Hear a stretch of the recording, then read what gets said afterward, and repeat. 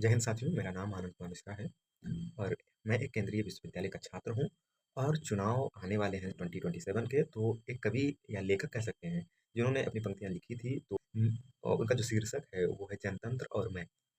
तो उन्होंने लिखा कि मैं भी कितना भोला हूँ, मैं भी कितना भोला हूँ कि हर 5वें साल एक पर्ची देकर बहला लिया जाता हूँ और वह पर्ची मेरे पाँव से दिल्ली पहुँच जाती है, जो कालांतर में मुझसे बहुत दूर चली जाती है और मैं पीछे रह जाता हूँ।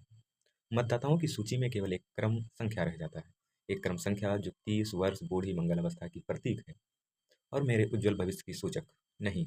मेरा किसी भविष्य में विश्वास नहीं है। मैं आज जीना चाहता हूँ, एक ताज़ा डबल रोटी और अच्छी शराब पीना चाहता हूँ। शराब, नशाबंदी के दौर में शराब की बातें मेरी पर्ची मेरे खिलाफ घोषणा करती हैं। मैं अनैतिक हूँ, देशद्रोही हूँ। मोहतरमा, आप ठीक कहती हैं, आपकी घोषणा बड़ी वाजिब है, किंतु मेरी मजबूरी, मैं आदमी बनकर जीना चाहता हूँ, ना कि एक क्रम संख्या। और जो कुछ भी चाहता हूँ, कल नहीं आज पीना चाहता हूँ।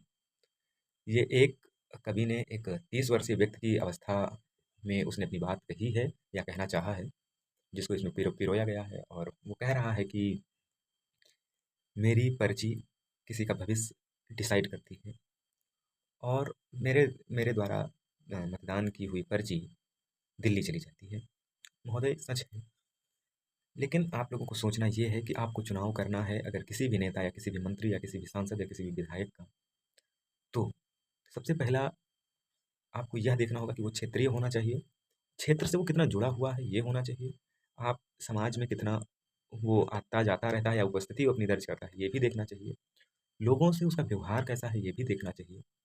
तब अगर ऐसा कोई व्यक्ति है आपके समाज में, तो आप उसको सपोर्ट कीजिए। ये बात मैं तब कह रहा हूँ जब एक व्यक्ति अपने समाज के लिए काम करना चाहता है और आप उसका सपोर्ट नहीं करते हैं, तो वो एक योग्य व्यक्ति कहीं पीछे रह जाता है। जाति धर्म से हट कर देखिए, उस चश्मे को हटा कर देखिए। आप निष्पक्ष चुनाव कीजिए, जिसका परिणाम आपको विगत 5 वर्षों में अगले देखने को मिलेगा। एक जनता चाहती क्या है? हिंदू है, हिंदू को चुनेगी। मुस्लिम है तो मुस्लिम को चुनेगी। ये सबसे बड़ी गलतफहमी है लोगों की कि उनके अविकसित रहने का कारण बनी हुई है।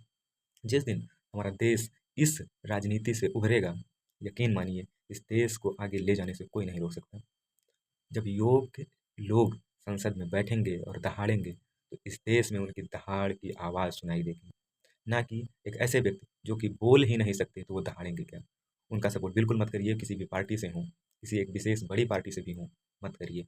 हाँ, लहर रहती है, लहर को बदलिए, मोड़ दीजिए उसको। और याद रखिए कि जब आपका क्षेत्र विकास करेगा, तो आपका नहीं, आपका वो क्षेत्र कितना आगे जाएगा, आपके बच्चे कितने आगे जाएंगे, ये आपको सोचना चाहिए। जय हिंद। इसी के साथ मैं आनंद कुमार मिश्रा विदा लेता हूँ, फिर अगले वीडियो में जल्द मिलेंगे। जय हिंद।